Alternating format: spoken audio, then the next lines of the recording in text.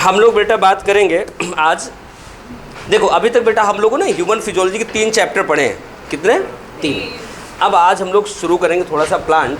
बेटा प्लांट में ना थोड़ा सा फोकस करना, क्योंकि इसमें वर्ड बिल्कुल नए होंगे। ठीक, चलो सबसे पहले हेडिंग बनाओ आप लोग। चैप्टर का नाम फोटोसिंथेसिस। क्या बनाओगे? चैप्टर नंबर बेटा 13, फोटोसिंथेसिस। फोटोसिंथेसिस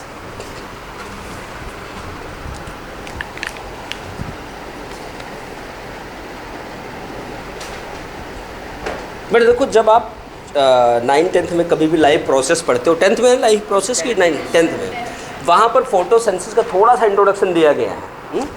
तो वहाँ पे आपको एक इक्वेशन लिखी हुई मिलती है कि CO2, अभी लिखना नहीं है, जब बोलूँगा तब, क्योंकि इसको मैं समझाने के लिए लिया है। वाटर, और यहाँ पर आएगी सनलाइट,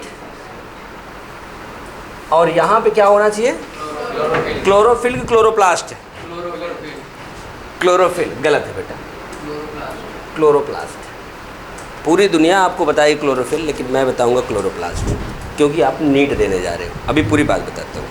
ठीक, इधर क्लोरोप्लास्ट। अब इससे बनेगा बेटा कार्बोहाइड्रेट C6H12O6 प्लस, यहाँ आपके पास होता है O2। क्या होता है? O2। लेकिन बेटा जो नया रिएक्शन है, इससे हमें पता चला है कि बाई प्रोडक्ट के रूप में कुछ पानी भी बच जाता है। अगर इक्वेशन बैलेंस करें तो 6CO2 12H2O 6H2O 6O2। पुराना इक्वेशन क्या था? यहाँ 6H2O था और ये वाला 6H2O नहीं था। पुराना यही था ना, सही है ना?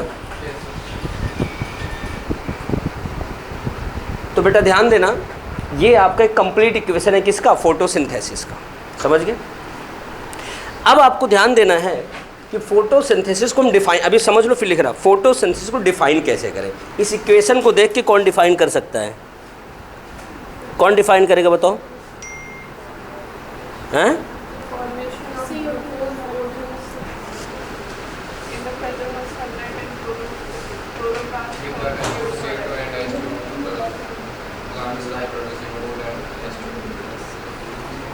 देखो बेटा, अभी लिखना नहीं, सुन लो।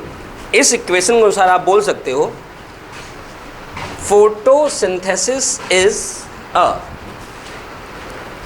प्रोसेस। अभी कैसी प्रोसेस है मैं नहीं बताऊंगा। Process in which a green plant और autotroph synthesize organic food by using environmental CO2, क्योंकि CO2 कहाँ से आएगा? एनवायरमेंट से आएगा। वाटर फ्रॉम सॉइल, जमीन से लेगा, सही है ना? इन the presence of sunlight and chloroplast. ये हो गई आपकी कंप्लीट डेफिनेशन। समझ गए? अब सवाल ये है, अब क्वेश्चन पे चलते हैं। बेटा आपकी केमिस्ट्री क्या कहती है? आपकी केमिस्ट्री कहती है कोई भी एक कंप्लीट रिएक्शन जो है वो रेडॉक्स रिएक्शन है। वो क्या है? Redox reaction. समझ गए? रेडॉक्स रिएक्शन में अगर 2 रिएजेंट हैं तो आपको मिलेगा, एक ऑक्सीडेशन हो रहा है, दूसरे का रिडक्शन हो रहा है। और वही कहानी एग्जामिनर अंकल यहाँ पूछेंगे, कहेंगे बताओ कि CO2 और H2O में किसका ऑक्सीडेशन हुआ है, किसका रिडक्शन हुआ है?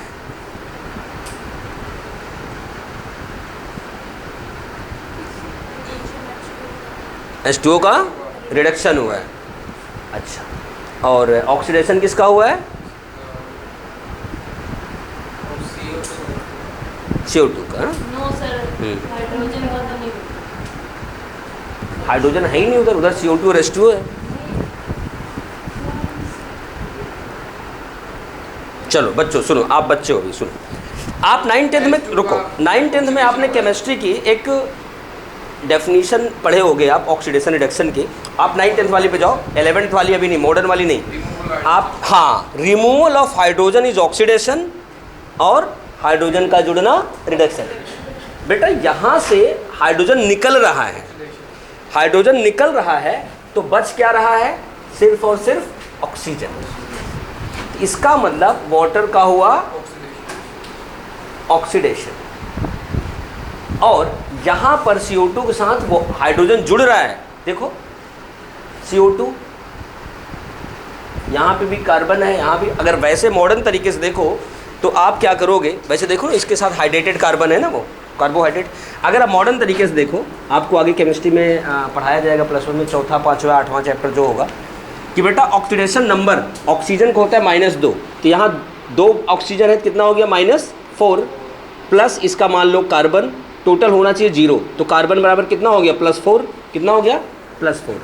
अब यहाँ देखो बेटा ऑक्सीजन को होता है -2, हाइड्रोजन को होता है +1, अब टोटल होता है 0, 0 बराबर 6 कार्बन प्लस 12 माइनस 12, तो मतलब क्या हुआ, ये कट के 0 हो जाएंगे, 0 बराबर 6C, C बराबर 0, 0/6 बराबर क्या हो जाएगा 0, मतलब जिसका ऑक्सीडेशन नंबर +4 था अब कितना हो गया 0। बेटा आप केमिस्ट्री कहती है जब ऑक्सीडेशन नंबर घटता है तो हम कहते हैं रिडक्शन, जब ऑक्सीडेशन नंबर बढ़ता है तो क्या कहते हैं ऑक्सीडेशन। अब यहाँ की बात करो सर, इसको भी समझा दो बेटा, वैसे देख लो, इसका -2 है, इसका +2 है, ठीक, इसका -2 है। अब यहाँ देखो किसी भी मॉलिक्यूल का 0, -2 से जब 0 की ओर जा रहे हो तो वैल्यू बढ़ रही घट रही है, माइनस से 0 की ओर जा रहे हो तो घट रही है, बढ़ रही है, तो इसका मतलब क्या हो गया ऑक्सीडेशन। यहाँ से भी प्रूव हो गया बेटा कि आपके वाटर का ऑक्सीडेशन हुआ है और CO2 का क्या हुआ है रिडक्शन, CO2 क्या हुआ है रिडक्शन। ये बात आप अभी पढ़ लो और जब केमिस्ट्री वाले मास्टर साहब पढ़ाएंगे तो आपको समझ में आ जाएगा, जहाँ भी आप पढ़ते हो ये आपका चैप्टर है और वहाँ पे पढ़ाया जाता है। इसका हो गया रिडक्शन। एक रटा हुआ सवाल बताएं जहाँ आप गलती करते हो, बच्चे और टीचर एक रट्टा मार के चले जाते हैं, पता क्या रट्टा मार लेते हैं, in photosynthesis molecular oxygen come from water, सही बात है, molecular oxygen in photosynthesis come from water, thesis तो आ रहा है तो सही है, गलत का है? वहाँ वाला तो यहाँ आ रहा है।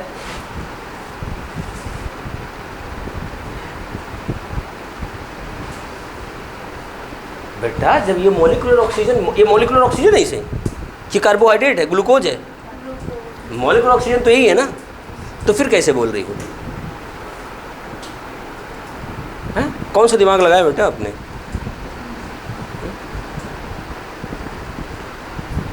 मानता हूँ लक्ष्य का बगल में बैठी है, बट इधर देखो बेटा, बच्चे मास्टर क्या पढ़ते हैं कि molecular oxygen photosynthesis come from water. ये इतनी बार सवाल पूछा गया PMT में कि टीचर और मास्टर के दिमाग में फीड हो गया ऑक्सीजन मतलब वाटर, लेकिन एग्जामिनर ने एक बार खेल कर दिया। पता खेल क्या कर दिया? कहा ऑक्सीजन इन, बच्चों ने ऑक्सीजन देखा, आगे सवाल पढ़ा ही नहीं, वाटर लगा दिया। बेटा पूरा सवाल पढ़ लिया, पूछा गया था oxygen in glucose come from, oxygen in glucose come from, glucose कहाँ से आया है CO2 से, तो ग्लूकोज का ऑक्सीजन कहाँ से होगा CO2 से। ये मैं बता रहा था, पूरी बात सुना करो।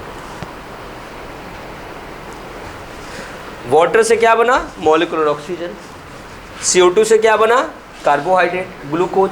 तो मतलब ग्लूकोज में जितनी चीज़ें हैं CO2 से गई हैं, ग्लूकोज का कार्बन CO2 का, ग्लूकोज का ऑक्सीजन CO2 का, और ऑक्सीजन में जो ऑक्सीजन है वो कहाँ से है पानी का, जल ही जीवन है, पियो तो भी जीवन, सांस लेने के लिए भी हवा देती है, समझ गए ना, ध्यान देना। ये कंप्लीट इक्वेशन है कि जहाँ पर ऑक्सीडेशन और रिडक्शन दोनों हो रहा है। अब एग्जामिनर अंकल एक सवाल और पूछते हैं, ये कैसी प्रोसेस है? एक्सोथर्मिक का है, हीट कहीं निकल रही है, एनर्जी निकल रही है, कहाँ कहाँ हो रही है? ये तो लाइट एब्जॉर्ब कर रही है ना, तो हम थर्मोकेमिस्ट्री तो जान नहीं रहे। हम आपको ये बताने जा रहे हैं कि बेटा it is physico chemical process. क्या होती है फिजिको केमिकल प्रोसेस? क्या होती है फिजिको केमिकल प्रोसेस? अब एक बात मज़ेदार याद रखना है कि फिजिको केमिकल प्रोसेस तो है, यहाँ पे ध्यान रखने वाली बात है कि इस मॉलिक्यूल में जो एनर्जी है, बेटा ध्यान देना, वैसे मैं चाहूँ तो बाकी सिंपल बायो टीचर की तरह बता दूँ कि बेटा इससे ग्लूकोज बनता है, ग्लूकोज में एनर्जी स्टोर होती है, चलो आगे बढ़ो, लेकिन मैं आपको बताने वाला हूँ सवाल कि बेटा आप पढ़ते हो जो कि मॉलिक्यूल में जितनी भी एनर्जी है सारी बॉन्ड एनर्जी के रूप में स्टोर होती है। कहाँ होती है? Bond energy. अगर बॉन्ड बनाने के लिए एनर्जी चाहिए तो एंडोथर्मिक, बॉन्ड बनाते समय चेंज करके बनाते समय एनर्जी निकल रही तो क्या कहते हो, एक्सोथर्मिक। बाई 2T फिर एक्स्ट्रा बच गई, निकल गई, यही कहते हो ना। यहाँ पे क्या हो रहा है बेटा, जो यहाँ बॉन्ड एनर्जी है वो आई कहाँ से, हमने बाहर से सन एनर्जी डाली है, मतलब बाहर से खर्चा लगा के बॉन्ड बनाया है। मतलब यहाँ पे क्या हो रही है, solar energy convert into light energy, sorry chemical energy. Solar energy या light energy change into chemical energy. याद रखना कि solar energy, radiant energy, radiation energy, light energy change into chemical energy. और यही केमिकल एनर्जी जब हम खाते हैं तो हमें ATP के फॉर्म में निकलती है, केमिकल टू केमिकल, बाद में मैकेनिकली वर्क करते हैं। समझ गए ना, ध्यान देना कि solar energy change into chemical energy. होगी इतनी बात। अब मज़ेदार बात यह है बेटा कि ये प्रोसेस कैसे होती है। बेटा ये प्रोसेस जैसी भी होगी वो हम आपको बताएंगे, उसके पहले इसका इतिहास देखते हैं कि फोटोसिंथेसिस हमें कैसे पता चली। इस बात को मैं छोड़ भी सकता हूँ लेकिन छोड़ूंगा नहीं।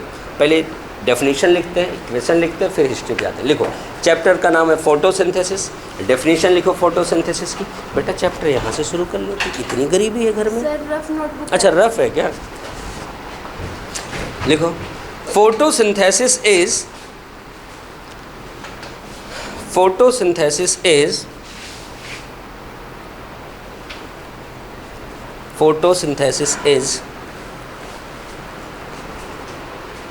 एक बच्चे ने मैसेज किया, सर मैं आज नहीं आऊँगा। मैं कहा क्यों?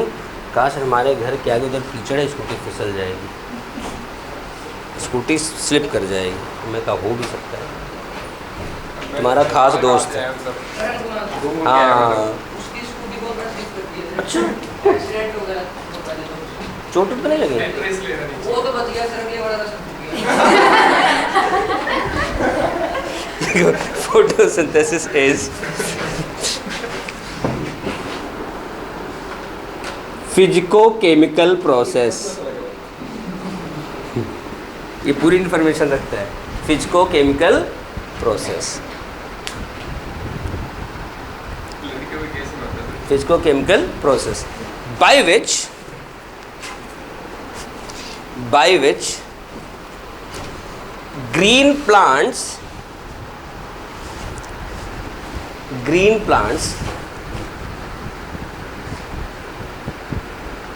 synthesize organic food. Glucose organic molecule है ना, इनऑर्गेनिक तो नहीं है। ऑर्गेनिक फूड, ब्रैकेट लिखना ग्लूकोज। मैं ग्लूकोज क्यों लिखवा रहा हूँ, मैं कार्बोहाइड्रेट भी लिखवा सकता था, क्योंकि सवाल याद रखना है कि प्लांट जो बनाता है ना वो एग्जैक्टली ग्लूकोज होता है, उसके सेल में एग्जैक्टली ग्लूकोज बनता है। स्टोर होता है अलग फॉर्म में, ट्रांसपोर्ट होता है अलग फॉर्म में, वो अलग चीज़ है, लेकिन बनता क्या है, ग्लूकोज। समझ गए? चलो, glucose bye using environmental CO2 को सोयल से नहीं लिया जाता, हवा से लिया जाता है। Environmental CO2 and soil water, SOIL, soil water, in the presence of sunlight and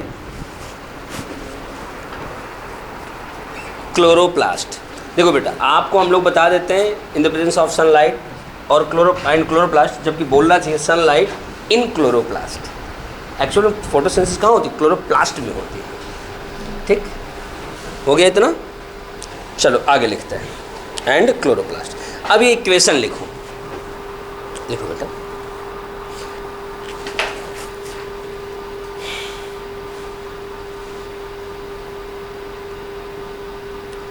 इस समय तो बारिश की ज़रूरत भी है, गांव में जीरी की रोपाई अभी बाकी होगी ना?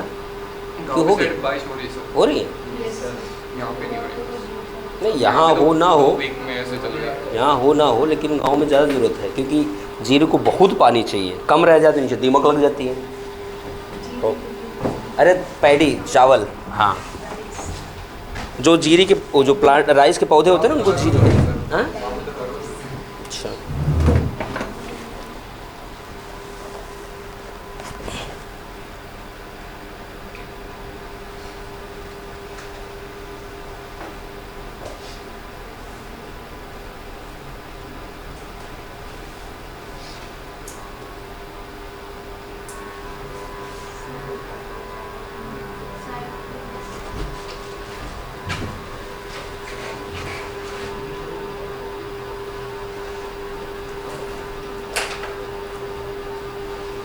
हो गया?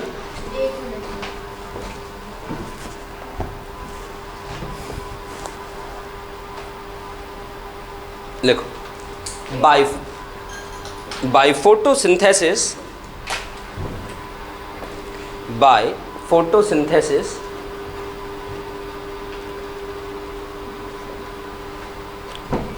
by photosynthesis solar energy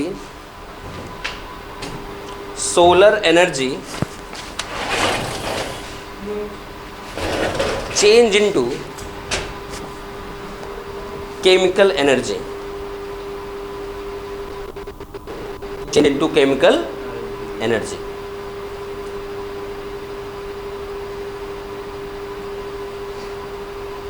हो गया? Full stop. अब एक मजेदार बात यह है कि जैसे आपने देखा कि फोटोसिंथेसिस सनलाइट की प्रेजेंस में होनी है, सही है ना? यहाँ पे हमने ये नहीं लिखवाया in the presence of light, लिखवाया presence of sunlight, solar energy. इसका मतलब अगर इस यूनिवर्स से सन गायब हो जाए तो हमारे प्लेनेट के लिए प्रॉब्लम आ जाएगी। हमारे सोलर सिस्टम में सन ही मेन है, पता है कि नहीं? आधी दुनिया कहती है कि आप लोग सूर्य को सूर्य देवता या सूर्य भगवान क्यों मानते हैं? इसीलिए मानते हैं भाई, बायोलॉजिकली देखो, साइंस है हमारे हैं। ये सनलाइट लिखना, अगला पॉइंट, सन इज या sunlight is ultimate source of energy.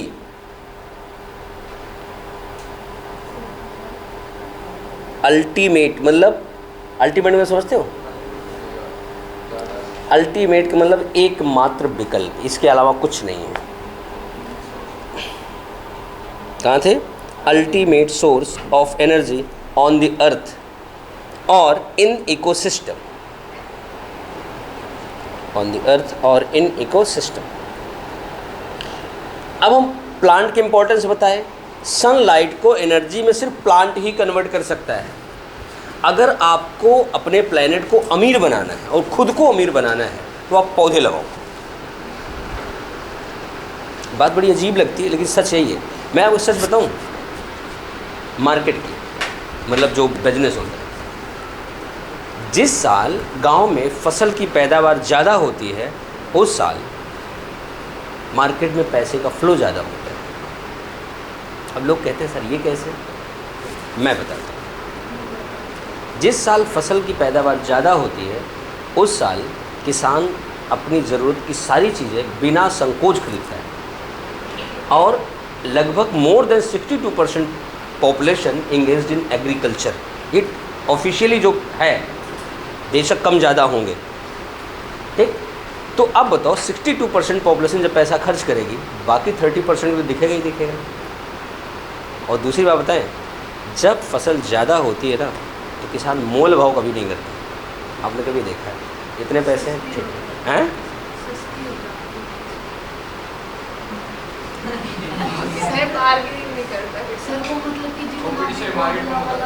ये उल्टा समझ रही है। वो बेटा अलग चीज़ है, वो अलग चीज़ है। वो तो हाँ, वो तो डिमांड और रेट वाली बात तुम बता रही हो गया? Ultimate source of energy on the earth और इनको सिस्टम, हो गया? आगे लिखना स्टार पॉइंट बना के। In photosynthesis molecular oxygen is byproduct, by byproduct,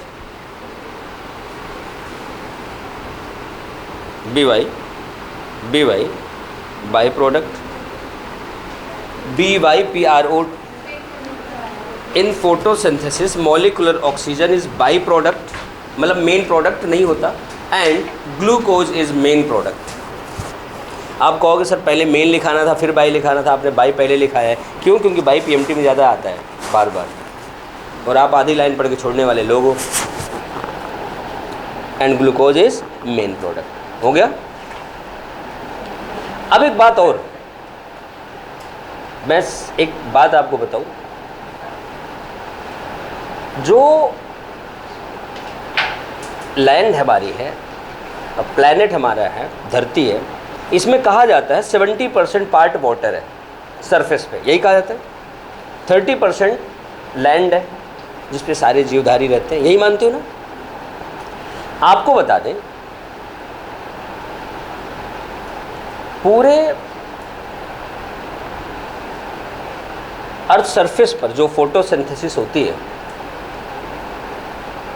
उसका 90% केवल एक्वाटिक प्लांट से होता है। किससे होता है? एक्वाटिक प्लांट से होता है, समझ गए। लेकिन कमाल की बात यह है कि पूरे लैंड पे जो फूड हमें नेट प्रोडक्ट मिलता है, नेट प्रोडक्ट, सिंथेसिस वाला नहीं, नेट प्रोडक्ट, वो लगभग उसका 55 बिलियन टन पानी का होता है, समुंदर का होता है, और टोटल 170 बिलियन टन पूरे अर्थ का होता है। बात समझना, पानी में फोटोसिंथेसिस है 90%, लेकिन 170 बिलियन टन में केवल 50% नेट प्रोडक्ट होता है पानी का। जब फोटोसिंथेसिस ज़्यादा होती है तो नेट प्रोडक्ट कम क्यों होता है? ये लॉजिक आप बता सकते हो, क्योंकि मैं बता चुका हूँ आपको, वरना मैं सवाल पूछता ही ना। मैंने आपको बताया था, आप जितने छोटे होते हो आपकी एनर्जी की डिमांड उतनी ज़्यादा होती है, आपका BMR बेसल मेटाबॉलिक रेट उतना ज़्यादा होता है।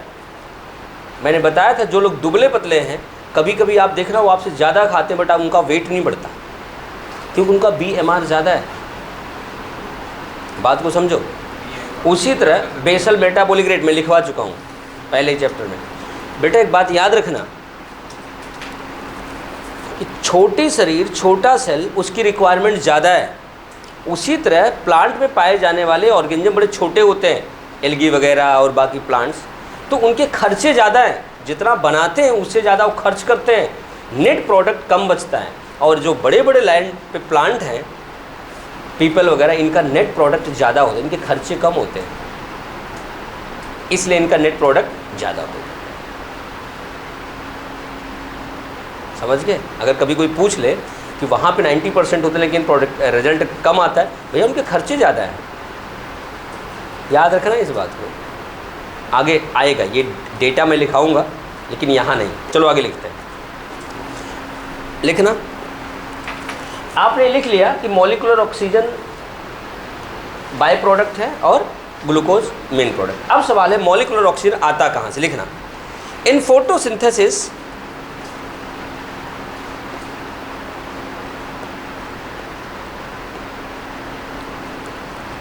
molecular oxygen released from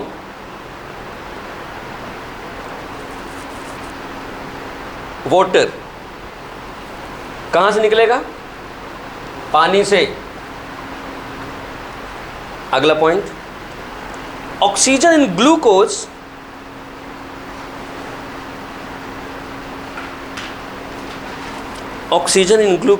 come from कहाँ से?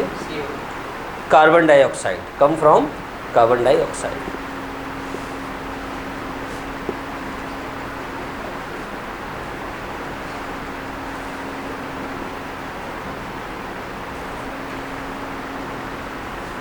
Come from carbon dioxide.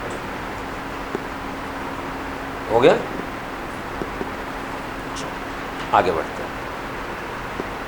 अब हम लोग कहानी करेंगे इसके इतिहास की, ये फोटोसिंथेसिस के बारे में हमें कैसे पता चला। बेटा वैसे तो हमें सबसे पहले बता दिया था, वॉन हेलमोंट ने एक विलो प्लांट पे एक्सपेरिमेंट किया था। उन्होंने गमले में पौधा लगाया, तौल की मिट्टी डाला, रोज़ तौल के पानी डालते थे, ठीक, और पौधा बड़ा होने लगा, खूब बड़ा हो गया। उन्होंने तौला कि पहले इसने ये इतने वेट का था, अब इतना हो गया, लेकिन मिट्टी तो कम हुई नहीं, मिट्टी तो कम हुई नहीं, मतलब मिट्टी से प्लांट के वेट से कोई लेना देना नहीं है। तो बाद में एक साइंटिस्ट आए जो आपके एनसीईआरटी में मेंशन है, मिस्टर जोसेफ प्रेस्टले, जिसे प्रेस्टले पढ़ते हैं हम लोग। मिस्टर जोसेफ प्रेस्टले, जिन्हें आप लोग 9th-10th में पढ़े होगे, 11th पढ़ोगे, discoverer of molecular oxygen, oxygen के खोजकर्ता। नाम सुना कि नहीं? ऑक्सीजन किसने खोजा था? प्रेस्टले साहब। नहीं सुना है? कमाल की बात है यार, तुमने भी नहीं सुना? चलो, प्रेस्टले साहब ने, जिन्होंने ऑक्सीजन खोजा था, उन्होंने हमें बताया, सबसे पहले एक बड़ा प्रैक्टिकली एविडेंस दिया, प्रूफ दिया कि फोटोसिंथेसिस प्लांट में होती है और जिसकी वजह से एयर हमारा प्यूरिफाई हो जाता है। भाई साहब ने किया क्या? ध्यान से देखना। भाई साहब ने 1770 के आसपास की बात है, इन्होंने काम किया। इधर देखो, जोसेफ प्रेस्टले साहब ने क्या कहा कि भाई एक यहाँ पे आप गमला लो, इसमें पौधे लगा दो।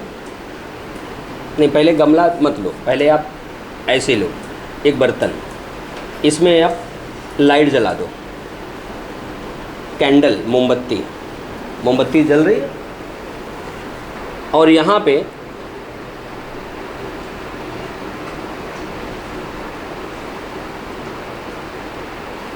चूहा रख दो।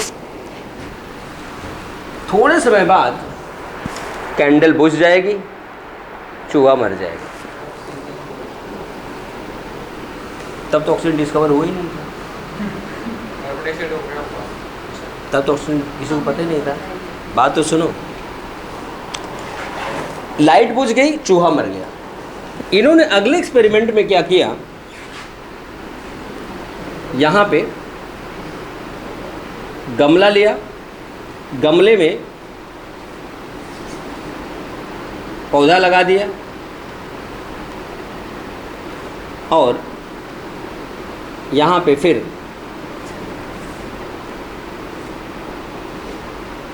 कैंडल जल रही है, चूहा बैठा दिया।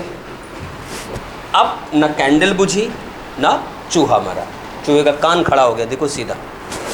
ये सवाल ये है कि जब चूहे और कैंडल के साथ गमला रख दिया गया तो ना चूहा बुझता है ना कैंडल, ना चूहा बुझता है ना कैंडल। तो इसका रिजल्ट उन्होंने क्या निकाला? उन्होंने रिजल्ट निकाला कि ग्रीन प्लांट्स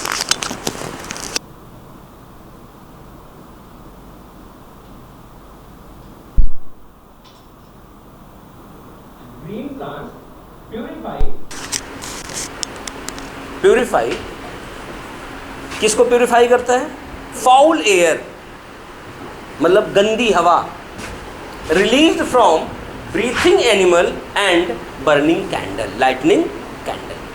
जो जलती हुई मोमबत्ती है और यहाँ पर सांस लेने वाला एनिमल है, इन दोनों के द्वारा छोड़ी गई गंदी हवा को कौन प्यूरिफाई करता है? प्लांट। इस बात से ये रिजल्ट निकला और इस रिजल्ट को जैसे हुआ, ये रिजल्ट आया, इन्होंने अपना स्टेटमेंट दिया, कई साइंटिस्ट लग गए एक्सपेरिमेंट पे। भाई ये बात सही है कि नहीं? बात तो सही है। गाँव वाले वैसे शुद्ध पहले प्रूव कर रखे थे। भाई अगर किसी को दिक्कत है तो पेड़ के नीचे सो ना, हवा की कमी होगी नहीं। लेकिन साइंस अपने हिसाब से काम करती है। तो दूसरे एक साइंटिस्ट आए इनके बाद, मिस्टर इंजनहाउज। क्या नाम है? इंजनहाउज। इंजनहाउज ने कहा कि मिस्टर प्रेस्टले आप सही हैं, आप बिल्कुल सही बता रहे हैं कि green plants purify foul air, bad air release from burning candle and breathing animal, but condition है, it occurs only in presence of sunlight. यह केवल और केवल सनलाइट के प्रेजेंस में हो सकती है। उन्होंने एक पॉइंट और जोड़ दिया, उन्होंने इसके लिए डिमॉन्स्ट्रेशन भी किया, डेमो भी हमें दिखाया एक्सपेरिमेंट करके। उन्होंने कहा कि ये तालाब है, तालाब में पानी भरा पड़ा है, नहाना है किसी को? नहीं ना, चलो नहीं, फिर हम यहाँ पौधा लगाने चल रहे हैं ना। इधर देखो, इन्होंने कहा कि यहाँ पर नहाने नहीं, एक्वाटिक प्लांट है, हैं? मैं आऊँगा ही नहीं। अच्छा, एक्वाटिक प्लांट है, कोई भी एक्वाटिक प्लांट। इन्होंने कहा भाई देखो यहाँ सूरज है, जब सनलाइट होती है तो आप देखना यहाँ पानी में बुलबुले निकल रहे होते हैं। क्या निकल रहे होते हैं? बुलबुले निकल रहे होते हैं। जैसे रात हो गई बुलबुले गायब हो गए, जैसे रात हो गई बुलबुले गायब हो गए। मतलब जब सनलाइट होती है तो प्लांट हवा शुद्ध करके बाहर निकालता है, जब लाइट नहीं होती तो प्लांट शुद्धिकरण नहीं करता है, प्यूरिफिकेशन नहीं करता है। ये अब दोनों बातें मिल गई तो हमने क्या बोल दिया, बात बिल्कुल सही है। ये जो घटना होती है एयर प्यूरिफिकेशन की, वो कब होती है? Presence of sunlight. 2 साइंटिस्ट हो गए। अब इन्होंने प्रूव कर दिया कि लाइट बहुत ज़रूरी है। एक तीसरे साइंटिस्ट आए, मिस्टर वॉन सैक्स, SACHS, वॉन सैक्स। वॉन सैक्स साहब ने क्या कहा, ये एक चैप्टर में और मिलेंगे, इसके पहले वाले चैप्टर में 12 नंबर में। जूलियन वॉन सैक्स ने बताया कि green plants store food in the form of starch. क्या बताया? स्टार्च बताया। उन्होंने बताया कि green plants store food in the form of starch.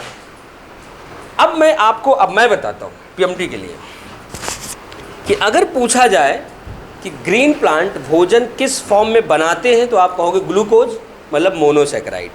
Store किस फॉर्म में करते हैं? स्टार्च, मतलब पॉलीसेकेराइड। यहाँ बना वहाँ स्टोर हुआ, यहाँ देखो, यहाँ मोनोसेकेराइड बना ग्लूकोज, वहाँ स्टोर हुआ पॉलीसेकेराइड स्टार्च। लेकिन एग्जामिनर अंकल का नया सवाल, गया किस फॉर्म में? मोनोसेकेराइड गया कि यहाँ पहले पॉलीसेकेराइड बन के फिर गया? मोनोसेकेराइड वहाँ जाएगा फिर पॉलीसेकेराइड बन के स्टोर हो जाएगा। गलत है बेटा, न मोनोसेकेराइड जाएगा न पॉलीसेकेराइड जाएगा, जाएगा डाइसेकेराइड, सुक्रोज। क्या जाएगा? सुक्रोज। मतलब बनेगा फोटोसिंथेसिस में मोनोसेकेराइड, ट्रांसपोर्ट होगा डाइसेकेराइड, स्टोर होगा पॉलीसेकेराइड। स्टोर क्या होगा? पॉलीसेकेराइड। ये बात हो गई जूलियन वॉन सैक की। उसके बाद आए मिस्टर एंजलमैन, फिर आए वैन नील। पहले एंजलमैन को बताऊंगा, उसके पहले ये सब लिखवा लेता हूँ थोड़ा सा, ठीक? नहीं तो उनका भी एक्सपेरिमेंट है और उनका एक्सपेरिमेंट PMT में भयंकर आता है। भयंकर आने के बाद ठीक ठाक पूछा जाता है। लिखो,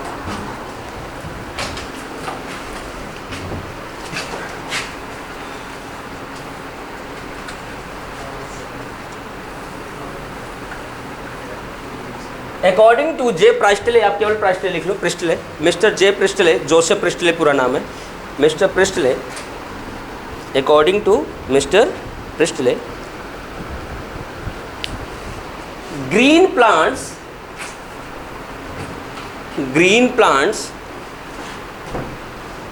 प्यूरिफाई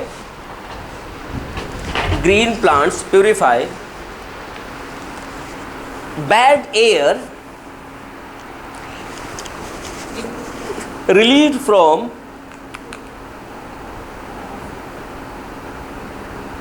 breathing animal, जो ब्रीथ करने वाले एनिमल है, फ्रॉम, अच्छा बेटा बैड एयर रिलीज नहीं लिखा क्या? Bad air release from breathing animal and burning candle.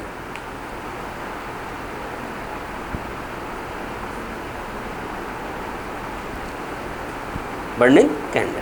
आगे लिखना, according to engine house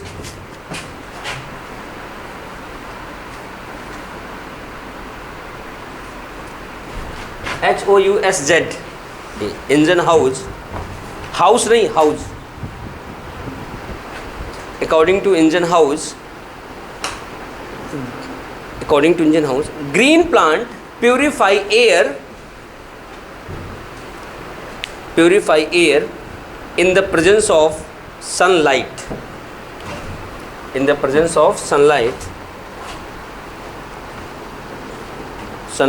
and he demonstrated it, और उन्होंने इसे डिमॉन्स्ट्रेट किया, हमें दिखाया। According to engine house, green plants purify air in the presence of sunlight and he demonstrated it, और उन्होंने इसे क्या किया? डिमॉन्स्ट्रेट किया। लिख लिया? आगे लिखना, according to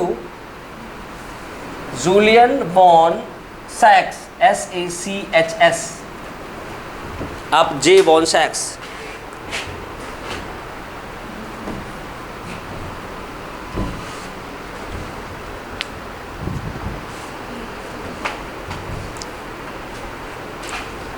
green plants store food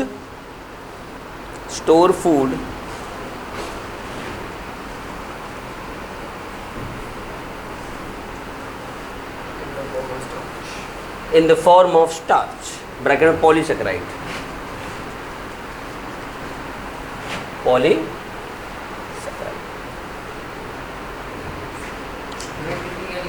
polysaccharide लिख दे, सुनो सेकेराइड स्पेलिंग मैं लिख दे रहा हूँ, SACCHARIDE, सेकेराइड। बेटा पॉलीसेकेराइड लिखना है तो पॉली उसके साथ लगा लो ना, गैप ना करो, पॉलीसेकेराइड। ऐसे बीच में हाइफन की लाइन खींच दो बस, ऐसे भी इसको हम लोग जोड़ देते हैं, ठीक हो गया। अब एक स्टार बना के लिखो, ग्रीन प्लांट्स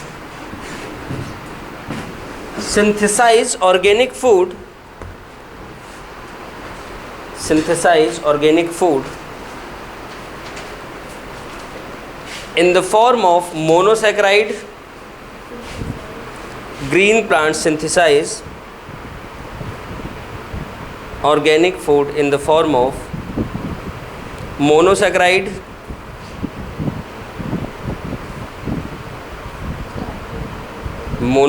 ब्रैकेट में ग्लूकोज, मोनोसैकेराइड ब्रैकेट में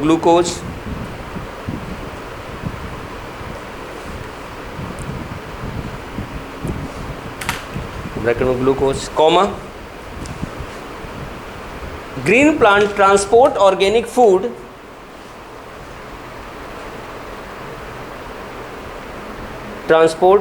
फूड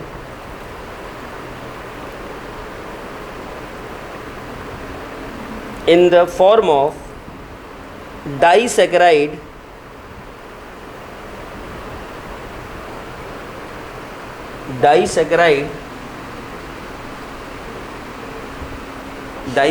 ब्रैकेट में सुक्रोज,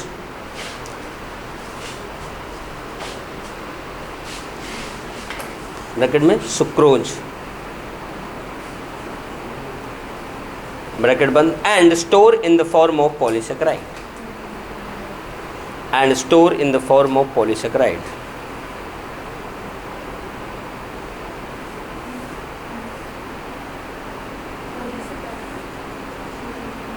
ऊपर तो लिखो पॉलीसेकेराइड स्टार्च, हो गया, लिख लिया। चलो अगले एक्सपेरिमेंट की बात करते हैं। एक साइंटिस्ट आए, TW एंजलमैन, ENGELMANN, एंजलमैन। इधर देखना, एंजलमैन ने किया क्या। इन्होंने, सबसे पहला सवाल बनता है कि एंजलमैन ने किस ऑर्गेनिज्म पर एक्सपेरिमेंट किया। उन्होंने एक्सपेरिमेंट किया एक फिलामेंटस ग्रीन एल्गी क्लैडोफोरा। किस पे? Cladophora, green filamentous algae Cladophora. अब किया क्या बेटा, देखो इन्होंने यहां लिया ऐसे एक ग्रीन एल्गी क्लैडोफोरा, और इसके चारों ओर इन्होंने रख दिया एरोबिक बैक्टीरिया। क्या रख दिया? Aerobic bacteria.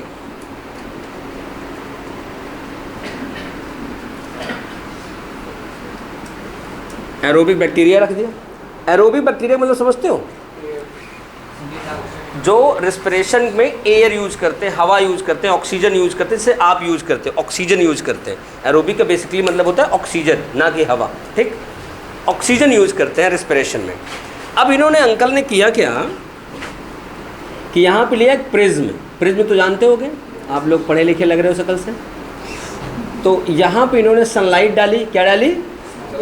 सनलाइट। आपको पता है प्रिज्म सनलाइट को स्प्लिट कर देते हैं किसमें? 7 मोनोक्रोमेटिक लाइट में बदल देती है। ठीक, क्या क्या बनेगा?